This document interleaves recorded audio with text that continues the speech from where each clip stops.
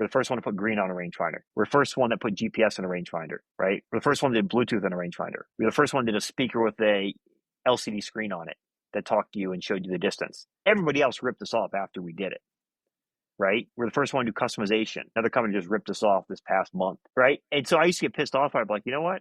We did something right. People are seeing it and they're taking it and saying, oh, I can do this because I'm not that smart. I'm not that creative. I'm just going to rip off what someone else did.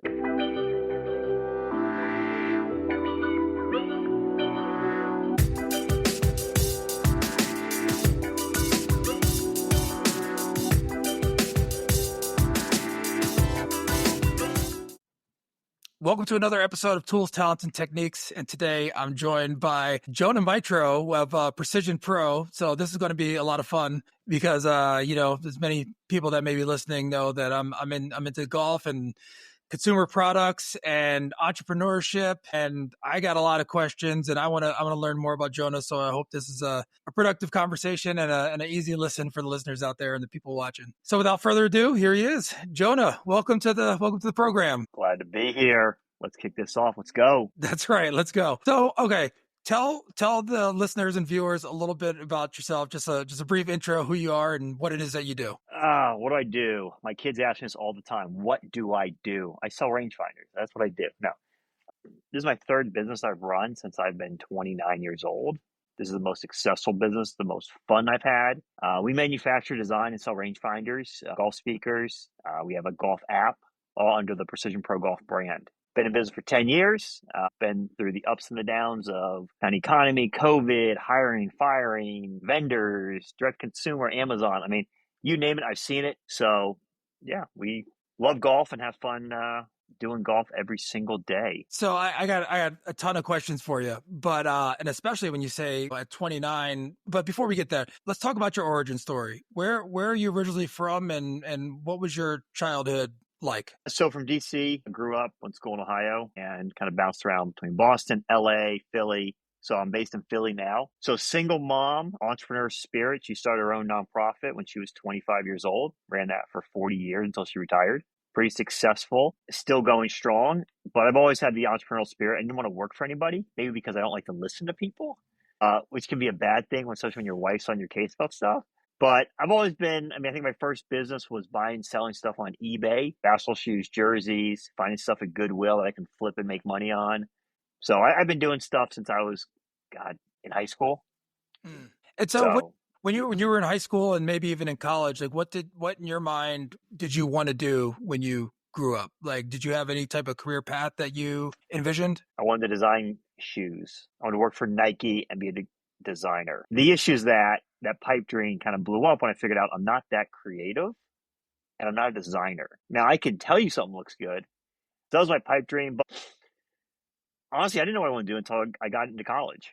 So in the early 2000s, the dot-com age started to blow up and internet marketing and Google and Facebook all were the rage. So that's kind of the path I took, was internet marketing, digital advertising. I did that for 10 years out of school until I decided to go on my own and kind of launch my own agency. And was that your major in college? It was business. Is business? Okay. I tell people that go to college, 90% of what you learn is not about what's in the books. It's about you growing up as a person, as an adult. I use 5% of what I learned in college. It's the connections you make. It's the experiences you have, how you grow from 18 to 22 when you're on your own for 4 years, figuring it out. Like, that's what college is about. Unless you're a doctor, lawyer, you have to be technical. All those majors are all BS. No one asked me what I majored in, what my GPA is. It's all real world experience. What do you do in your first job? How do you make it happen? How do you work through the ups and the downs? And how long after college did this settle in for you to realize that? Because the way this, and I 100% agree with you, but when did it start to settle in that you're like, oh man, like, that was BS, or did you know it at the time when you were like, yeah, I'm not going to use this? No, because we all tell our kids you have to go to college, you have to get a degree, you have to get your first job, and create your road to success, right? Nowadays it's changed. 20 years later, you don't have to go to college. I remember one of the first employees we hired never went to college. At 18, he graduated high school, started his own email marketing firm, wasn't successful. I interviewed him and I asked, well, you didn't go to college? He's like, no, I didn't. I was like, I don't care. A college degree doesn't dictate if you're going to be a good employee or not. He worked for us 4 years and then went on to do something else, and he was awesome. He was a great guy. When did I learn? Probably 10 years after school. Yeah. Thinking back, like, was it worth it to go education wise? No. I mean, I could have done this, I mean, on my own, but the whole experience of growing up and becoming from 18 to 22, like those are key years where you learn and grow and mature as a person. So Yeah, those were actually the years I feel like I did the least amount of maturing. But I mean, what you said about relationships and the people, yeah, that's a big part of what I took from college.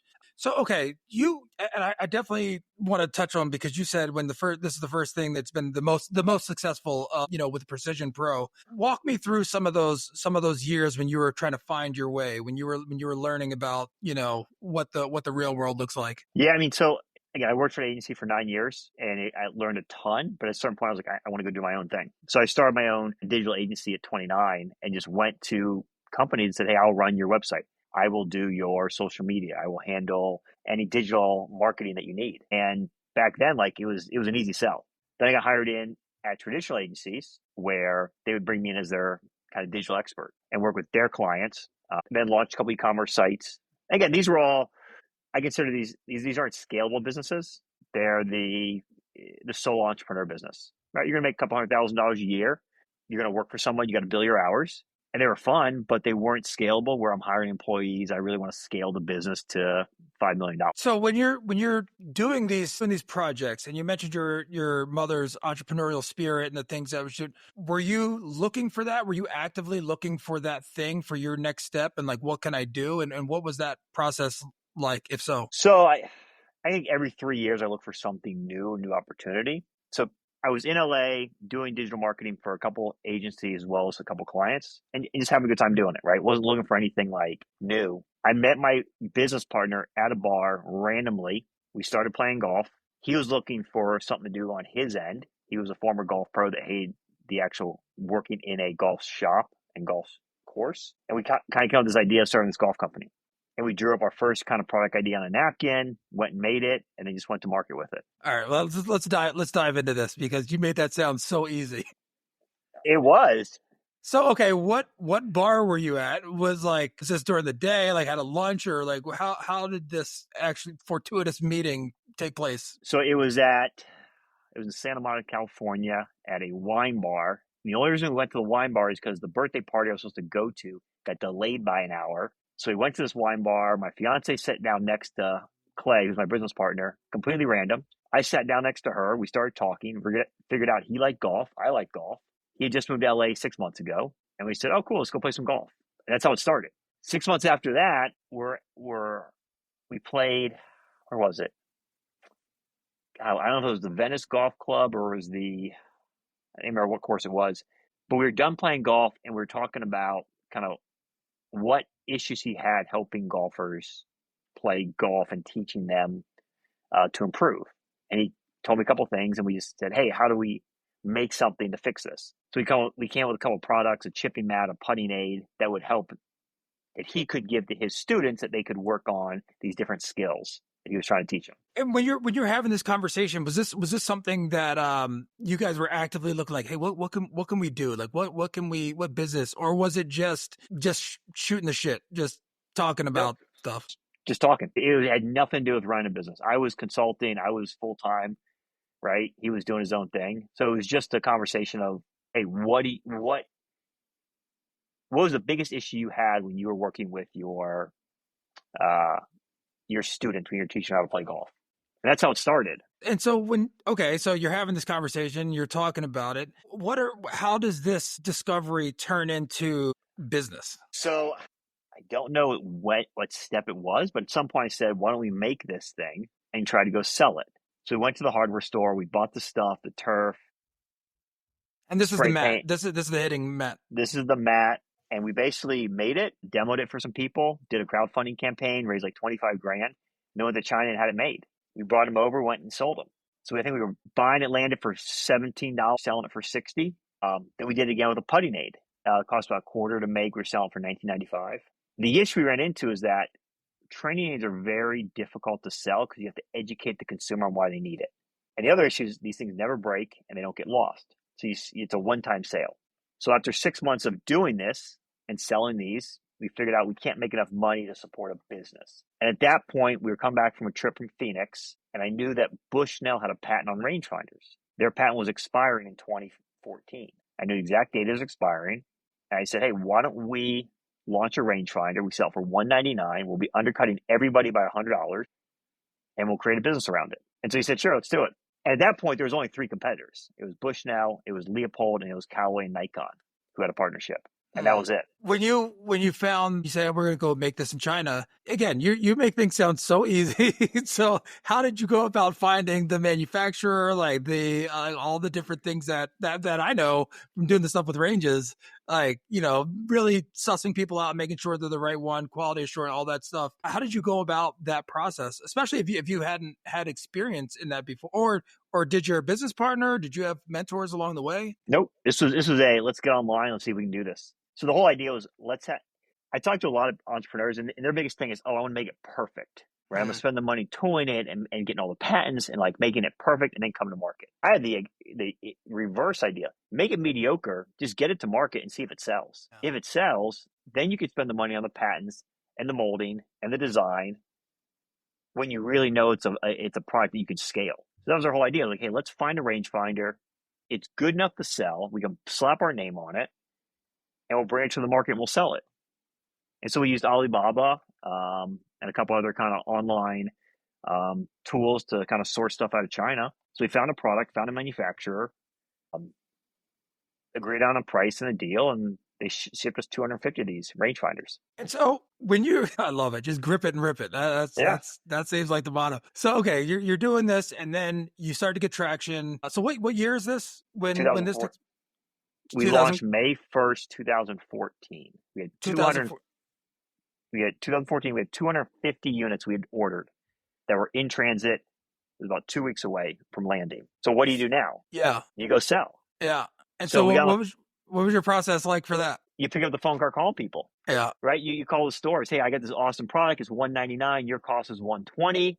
You can buy 12 of them, get 1.5 off. How many you want? We sold out in 1 week. We had made $40,000 in a week. And I had nothing to even show somebody. I made a crappy PDF that I sent out to people. And I was like, all right, I'll ship this stuff to you in 2 weeks. Okay, so let's go back to like getting this manufactured. And so this was like a white labeled product, like another one that was like, okay, this is the thing. All right.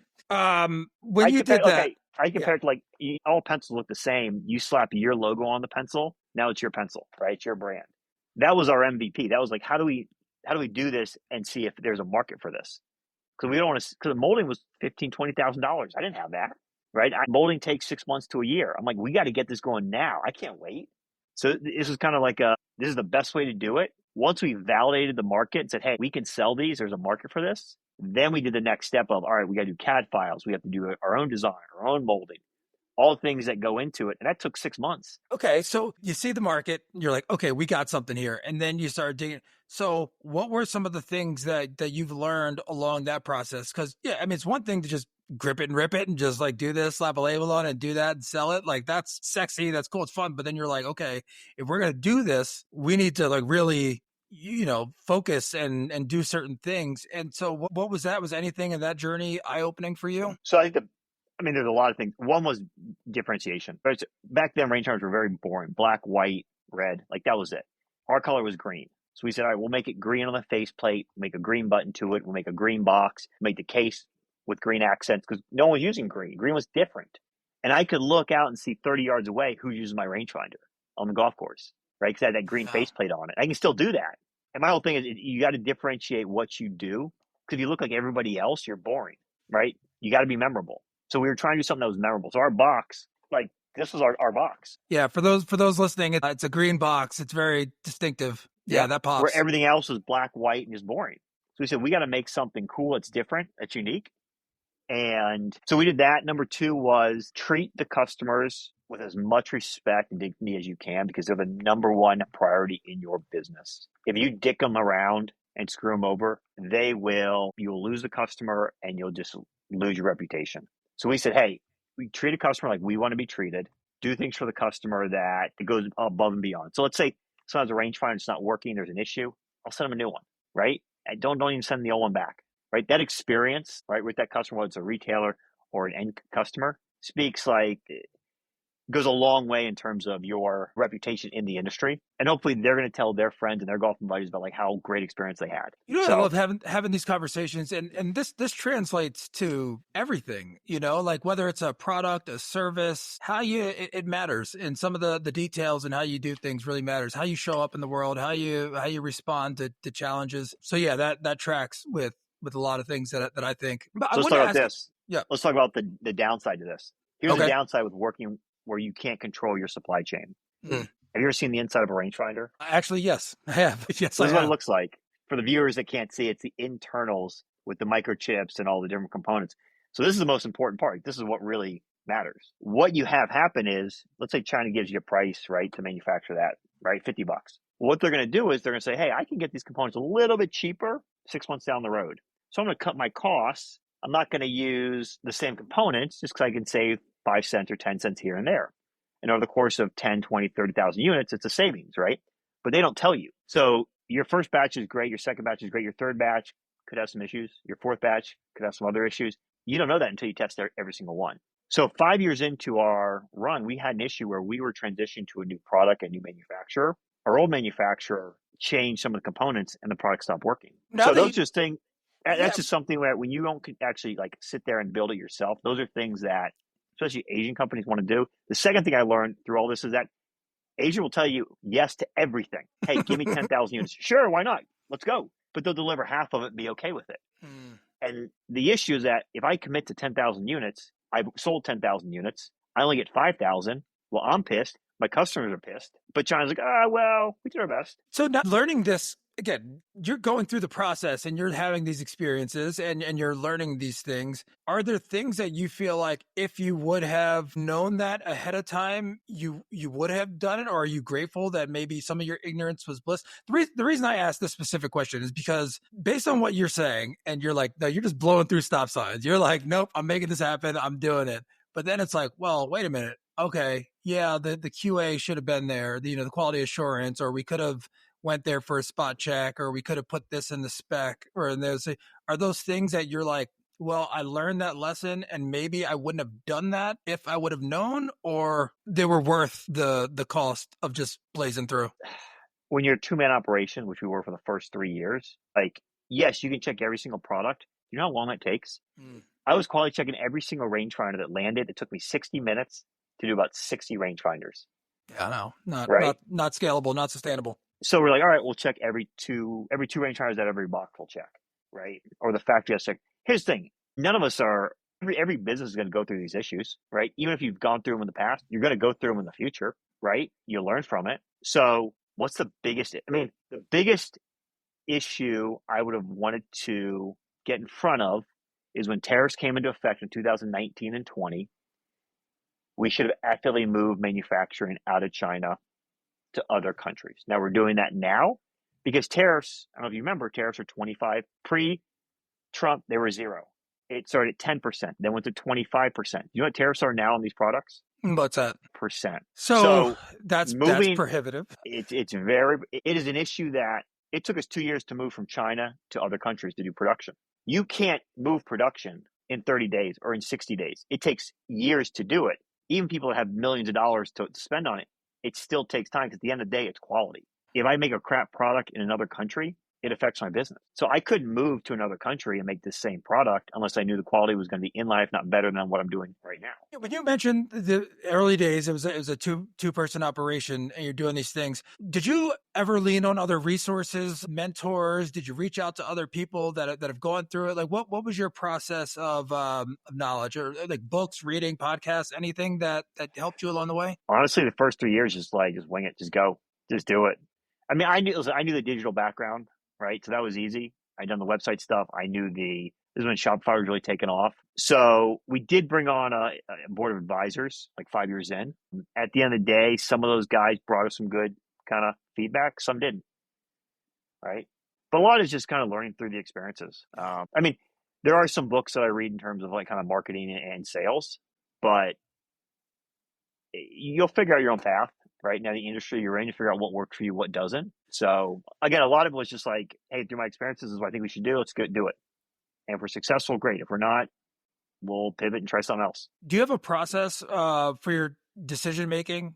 And by that, it sounds like sometimes you just do it. Like I get that. I fucking love that. But also, is there like, hey, you have a big decision to make? Do you write things down? Do you journal? Do you go for walks? Do you like go play golf? What's your process? I love to play golf. Some of my best ideas happen when I'm playing golf. But I'm an idea guy, so I have tons of ideas. I'll go to my team. Hey, here's the idea. What do you think? I'll get their feedback because they're all going to give me their honest feedback. And they're not going to say, oh, yeah, it's great. It's awesome. No, like they're going to say, no, I don't like it. This is why. But also reach out to other people in the industry. I mean, being in this industry, I've gotten to know so many people that I can just reach out to like, hey, this is what I'm thinking. What do you think? One of my best ideas we had, probably the best and the worst idea, 2017, 18, we had said, how do we generate leads for rangefinders, but we don't want to spend money to do it? So he said, why don't we go to one of the big golf publications and say, we'll give a free battery out to anybody that's got a rangefinder because all the batteries are the same size. So he did this. It was a 24-hour kind of promotion where you go on our website, you fill out this form, and you get a free battery, right? 4,000 batteries were requested in 24 hours. Wow. Oh, that's proof of market. And yeah. Right? So that was amazing. But now the downside was I was like, oh, guys, now you have to go pack 4,000 batteries in individual envelopes and then ship them out to people. And it took my team like a week to do it. Yeah. Genius marketing, like execution. We didn't really think about the execution side of it. So it's fun to hear you talk about some of these things and you have a smile on your face because this entrepreneurial journey, it is fun. It's frustrating and, the ups and downs and all that. Like, it's fun. There's so many things that you do and all this. So it's cool to see you with a smile on your face and you guys are still doing really well. So where are you in the market right now I remember before you're top 3 in rangefinders, right? Yeah. So we're top 3. I mean, Bushnell is a leader. They're owned by a conglomerate. They've been in space, 25 years they've been doing this. They kind of developed the market. Mm-hmm. So we're top 3. We're in all the big box stores. We're in all the retailers. We're in Greengrass. We're international. We're rolling out into the UK and Europe April 1st through a new partnership. That's pretty cool. Australia, New Zealand, Iceland, South America, Mexico, Canada. So we're worldwide. Sorry, what were we talking about? Well, okay. So here's the overarching question I have for you. You're top 3 and like market size. But do you feel this is kind of where I'm going with what I'm thinking and feeling from this conversation as an entrepreneur, as an idea guy, and as somebody who is, you're making things happen, you're doing it. How does it feel right? Do you feel like you made it? Like, are you still have the hunger to do these other things and expand? Like, where's your mind state at right now with the business? No, so I mean, every 2 years we launch a new product. So our new series just launched this year, the Titan series. It's probably the best product out there. Fully waterproof, rechargeable, titanium aluminum shell, killer designs, hooks up to GPS, Bluetooth. Like, it's amazing. So every 2 years you get that reinvigoration of like something new's coming out, right? You get the new car, it smells good, like it's awesome for about a year. Then what's that next thing that's coming out? I would say that we're doing really well with our retailers, our website, our Amazon, but we're seeing a lot of ankle biters. And I hate ankle biters. You know who the ankle biters are? The cheap crap out of China that doesn't care about brand. All they want to do is sell something for the lowest price they can, undercut each other, and export it out of China into the U.S. And they're doing it via Amazon. And they're doing every category, not just ours. Right? I went to look for a printer cartridge last night for our house. Do you know how many printer cartridges there are out there for the same type model? You're talking 50 different printer cartridges. Every one's $1 less than the other one. And they're made in the same factory. They just have a different brand name on it. Now that you're in this side of the business, that's obviously something that really pissing you off right now. But now that you're in this side of the business, is that the biggest thing that pissed you off? Are there other things that you're like, man, like this is wrong, or they need to do away with this? This is the biggest issue that I'm facing. So I'd say 2 things. My first thing I always feared was someone ripping us off. Well, now I'm looking at we were the first one to do a magnet in a rangefinder. We're the first one to put green on a rangefinder. We're the first one that put GPS in a rangefinder, right? We're the first one that did Bluetooth in a rangefinder. We're the first one that did a speaker with a LCD screen on it that talked to you and showed you the distance. Everybody else ripped us off after we did it, right? We're the first one to do customization. Another company just ripped us off this past month, right? And so I used to get pissed off. I'd be like, you know what? We did something right. People are seeing it. and they're taking it and saying, "Oh, I can do this because I'm not that smart. I'm not that creative. I'm just gonna rip off what someone else did." Mm. So I've kind of gotten through that. I'm like, it's just kind of you feel good when someone like sees what you're doing. And says, "Oh, I want to do that." I think the biggest issue we run into is that, and this is again as a macroeconomic issue that we're seeing with Amazon. What does Amazon care about? The lowest prices, and that is it. They do not care about quality at all, right? They want 3PL people. They want third parties to come in there, list their products for the lowest price they can, sell them. Amazon's going to take their 15 to 30% cut. They're going to have 30-day warranty on it. After 31 days, deal with the manufacturer. Tariffs are not affecting this. You know why? Let's say, okay, that guitar behind you. Let's say I made that guitar and it cost me $100 to make. China makes it for $100. They ship it in. They can say that costs them $5 to make. Right? They're going to pay a tariff of 45% on $5, or I'm going to pay a tariff of 45% on $100. Who's got the advantage here? Yeah. The Chinese manufacturer. Amazon's not going to care. U.S. government, all they care about is collecting their money. They have no way to verify how much that guitar costs. Right? So you can tariff the crap out of like importation of products out of China, but China still has the upper hand here because you're not doing anything to cut off their flow of exports. Every time a company exports products, they get a subsidy from the Chinese government. So their whole thing is volume. Export, export, export, much stuff they can. And do you know how easy it is to sell something on Amazon? No, I never You could sold anything on you Amazon. could set up today and put anything up there you wanted as long as it wasn't a branded term, right? Like let's say there's certain like Nike shoes, right? Can you sell Nike shoes on Amazon? Probably not, right? But if you want to make your own branded shoes and get them up there and sell them, or tchotchkes or widgets, whatever, easy, done. In 30 minutes, you're up and you're selling. That makes a lot of sense because I mean, Amazon makes it really easy to buy things and return them and do everything. So it makes sense that on the seller side that it'd be that easy. Yeah, it's something I explored, with what we're doing with ranges, but it's not something that I had even looked that much into because I was like, there's too much else to focus on right now than Amazon right now. You know, So, but no, sorry, go ahead. no. So again, and that's the biggest issue I have with tariffs, right? Mm-hmm. It's affecting U.S. companies that rely on outsourcing because I can't build a factory here. Our products aren't made here in the U.S. They're made in Asia, where I've been to Vietnam and China. Both those countries were built around manufacturing, whether it's textiles or apparel or electronics. I could go to my factory and within 5 miles, I can visit every single factory that makes a different component for one of my products. The case, the box, the internals, the molding, the colors, right? The accessories, like it's all there and it's all centralized. We're not going to have it here in the US because that's not how we were built. Everything that you've said so far about the ideation and the creation, being creative and every 2 years come out something new, and then everything you're learning now in your previous experience when you're working with the company and growing up with your mom, are there things that you're like, what's really helping me right now and where I'm at? Like I learned this, then that translates into this entrepreneurial journey. Are there things that stand out that you find that were most useful or helpful from your experience? Because you just covered a very wide range of things like government tariffs. Like honestly, you no. have. Well, as an entrepreneur, like there's a lot of things, the sales piece of it. I mean, there's a lot that you have been running off and talking about that are like, wow, these are all things that you just had to learn by doing, I suppose. So I think when I talk to my kids about this, right? There's book people and there's street people. So when you think about that, you think, oh, book people are smart and they get good grades. And there's street people that are hustlers, right?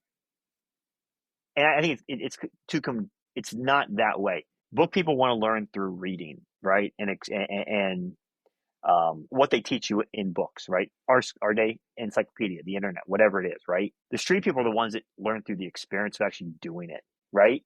I'm asking you, hey, I need you to chop down a tree, right? What's the experienced person going to do? They're going to go get a chainsaw and try to chop it down, right? Where the book person is going to learn what angle do I cut it at, right? How do I cut it so it doesn't fall on my house? I'm a street person. I want to learn by doing and learn through the experiences about it. And I'll make my flaws and through those experiences kind of in the field. Did you know that early on? Did you know that as when you're in high school and like, this isn't the best way to learn for me? Yeah, I was an average student. I was a B student, right?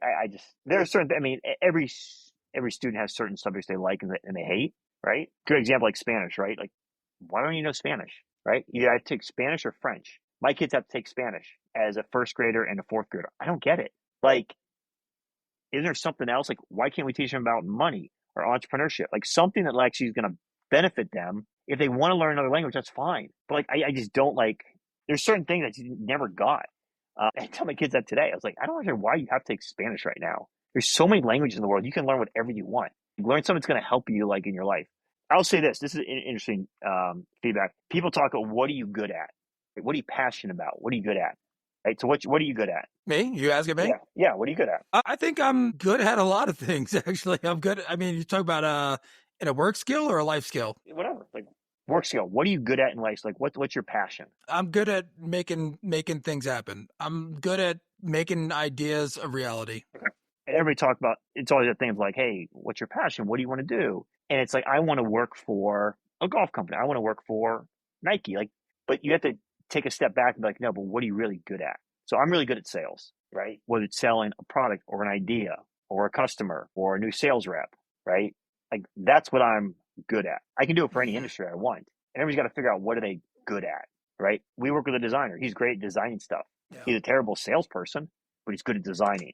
So like figure out what you're really good at and you're passionate about, and then figure out what industry you want to be in to accomplish secondary. Yeah, your that's career good. goal. Yeah, that's good. So one of the things that okay, so to that point, there's been a lot of things in my life that I didn't know what I was good at, but I wanted to try different things. And I feel like in a lot of ways I got good at figuring out what I'm not good at. It's like I don't know, like that's the nicest way to say like I am not great at a lot of things, but I enjoy learning and doing and trying new things. I'm very curious. I wanna learn. And what you said resonated with me about I can learn from reading, but it doesn't spark that thing in me that really makes me understand it. Like I can learn, read, and like, oh yeah, I get it generally. But when you're doing something and you're actually in the weeds and getting it, it's like, okay, now I understand. And there's a difference between knowledge and I guess wisdom and or truly understanding things. So that resonates with me a lot. So you're a musician? Not really. Oh. Again. So yeah, I mean, if that would have been the thing I said. But I play guitar, but I wouldn't consider myself a musician. But it's one of those things. Like I wanted to learn, and I was like, yeah, I'll get a guitar, and I learned. I'm like, yeah, it's all right, and yeah, that's it. So you're musical by nature. I'm terrible. No, I'm I not like musical good music. But you can play the guitar. Yeah, I can't play guitar. I don't even like asking to play guitar. I can't do it. Right. But I love to listen to music. I would love to do it. So I get to go and talk to a lot of college students, especially around this area. I like 3 or 4 times a year, I get invited into entrepreneurship groups or sports marketing groups and spend a couple hours just talking to them, right? And it's completely like non-BS, like this is what it's about. I'm not sugarcoating anything, right? And talking about like what's really out there, what's the world like, right? And my biggest thing to them is be memorable, don't be forgettable. Because if you're forgettable, you're dead to the person you met. Just like if you're going out to the bar and trying to meet somebody, right? You got to be memorable because they're going to remember you. Right? Oh, I want to get to know that person. I want to stay in contact with that person, right? Maybe we're going on a date, whatever. Number 2 is figure out what you're good at and what you're passionate about. And it may not happen right away, right? And number 3 is everything you do in life, it's about connections. Make connections with people, not the crappy used carsman sales like type of connection, or they're trying to sell you a car, but like a true connection with somebody. Because at some point, you're going to need to go to them and say, hey, I need this. Can you help me? And everything I've done the last 10 years in the golf industry is about making connection with other people in industries. So when I need something, I can go to them and say, hey, I know we built this connection. Can you help me with this? I need an introduction to this retailer. I need help getting into this place. I need your feedback on what's going to happen with tariffs and shipping out of China or Canada or whatever it may be. Like those are the 3 things I tell these guys. Hopefully they take it to heart. I don't know. They're 19, 20 years old. They probably don't listen to a goddamn thing I'm saying. So do you enjoy that? I mean, if your sales is the thing that you're good at and presenting, do you enjoy teaching or passing on advice? So I don't know if it's teaching. It's more of kind of using my platform and my experiences. Just talk to the up and coming business people in the world, and in a very like I'm not a suit and tie guy. I had a guy call me and say, "Hey, can I make you a suit?" Hell no. I do not want to wear a suit. I want to wear shorts and t-shirts and wear sandals every single day if I can. But everybody's got to create their own path. But everybody's also got to understand that like you're going to do it the way that you want to do it. And it's not going to be just like the other person. And you can't be like everybody else. And you got to be different. So a great example is resume, right? You send out a resume, I get 100 resumes. They're all the freaking same. There's nothing different about them. It's words on a piece of paper. How do I know which guy is good? Which person I should hire? Which one stands out to me? None of them. So I tell them, put your headshot on it. That's standing out and like and what you're doing and that tracks with everything else you're saying, you know, having the green on the inside and everything you're doing to pop. So like that marketing, that sales, your business partner. So you got the two co-founders and you guys are still like what's his strength and like how do you guys balance each other out? So he's very like operational side, very analytical, and I'm completely opposite. I have an idea, I'm gonna run with it. I'm just go with it. Like I'm gonna go sell, I'm gonna go pitch, I'm gonna go like make a deal, right? Hey, we have 3,000 units we need to sell. Who do we sell this to? I'll go sell them. Right? He's the analytical side. He's working with the factories in terms of pricing and bringing stuff in, making sure our budget and our finance are like on par. So we work very well off each other. And we'll go, and again, I'm the idea guy where I'll be like, hey, I've thought about this. And he may hate the idea, right? Because he's just very like, I would say he's more pessimistic. I'm more optimistic because he's more into the kind of the numbers and the finance and kind of in the weeds where I'm like out there like making stuff happen. So it's a very good relationship in terms of going back and forth. We butt heads on stuff and there are things we don't agree on. We got to figure out like how to get through that. But that's true about any, like running a business on your own versus running it with a partner, especially an equal business partner, are two very different experiences. I've done both. Working with a partner is great. Again, you don't have the final say on everything, which is good because sometimes they're going to prevent you from making a mistake that you would have made if you said, hey, let's just run with this idea and figure out that it's a terrible idea. Man, there's a lot here, especially when you think of when you have the partner and you balance each other out and how you're doing things. Well, number one, how long have you been playing golf? Because you said he's a former like PGA pro, right? Yeah, so he was a teaching pro. So I've been playing golf since I was 11 years old. So 33 years Okay. I've been playing. Who's better? You're him. Oh, he is. I mean, yeah, he played in college. Like I'm probably a 5 handicap. He's probably a +2. Wow. Okay. But again, I've also played basketball my whole life. Like I'm a better basketball player than he is. Right. But it's one of those like, I asked him like, what's the difference between good players and bad players on tour?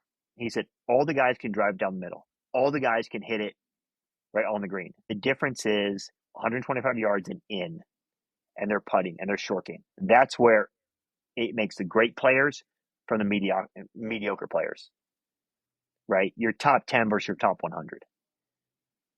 And I've seen, and he is, you would not think this guy can hit the ball 300 yards, right? He just like, he can take all the power and drive it 300 yards, put it within 5 feet, make the putt. Like, awesome golfer. And he even says, like, to make it on a mini tour, even in the Corn Ferry, is so tough because everybody's good. Everybody can drive at the same distance. It's that short game, and the putting is a differentiator between a great player and not making the.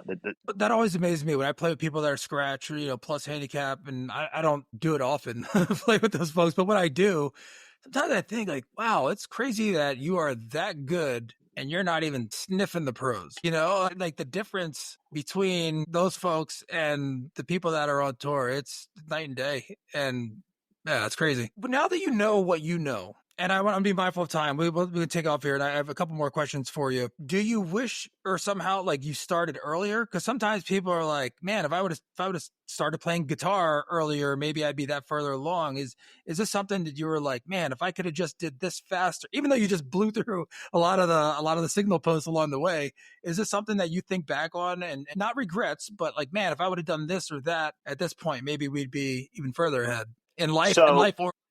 Yeah, so in business, we couldn't have done it earlier because there was a patent that expired. So what happened was the Bushnell would sue companies that came out with a product during their patent, and we just shut them down.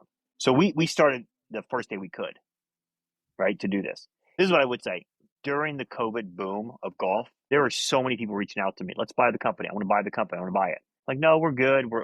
We're doing really, really well. Like COVID doubled our business, which is amazing. A lot of those companies had a lot of money to spend. A lot of those companies are out of business right now because they bought all these Amazon-based businesses that were exploding, thinking the growth was going to continue, and it just blew up in their face, right? The COVID boom of Amazon sales and golf, isn't sustainable. So I wish I had sold the business in 2022 when people were coming out of the woodwork, right, to give us money. It would have blown up. They could have bought it back from them a couple of years later for pennies on the dollar, right? Kind of what Barstool Sports did, right? Mm-hmm. But again, it's we weren't ready to sell at that point, right? We were enjoying what we were doing. We had a good team, making good products. But you're looking back, and again, those guys are gone. I think most of those businesses that had all the money are not in business anymore, or if they are, they're being very strategic about who they bring on and who they work with and who they acquire. High level, where before we take off, and I'm going to include, your website, your contact information, or whatever information you want to share. I'll share in the show notes. But before we take off, can you just, briefly high level, and maybe some of the same advice that you give to, the students that you speak to? Is there something that you would like takeaways and really what you've learned in your journey so far? Be different. I mean, that's the biggest thing. I get cold calls all the time. Hey, do you want to listen to my pitch? I'm like, no, I don't. Like, or people that just email me constantly. Like, pick up the phone, create a relationship with people. Like, people buy from people they like, right? Like and trust, right? Like and trust. You want to sell me something?